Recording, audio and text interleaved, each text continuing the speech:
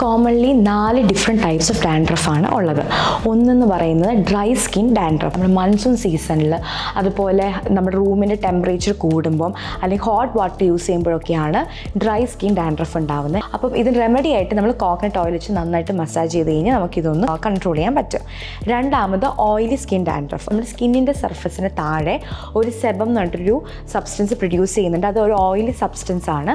ആ oily substance കൂടുമ്പോൾ, അതിൻ്റെ പ്രൊഡക്ഷൻ കൂടുമ്പം നമ്മുടെ ക്ലോഗ്സൊക്കെ, നമ്മുടെ പോഴ്സ് ക്ലോഗ്സ് ആവും. അതുപോലെ ഈ ഓയിൽ കൂടിയിരുന്നിട്ട് നമുക്ക് ഡാൻഡ്രഫ്, നമ്മുടെ സ്കാലപ്പിന് ഇച്ചിനെസ് ഉണ്ടായിട്ട് ഡാൻഡ്രഫ് ഉണ്ടാവും.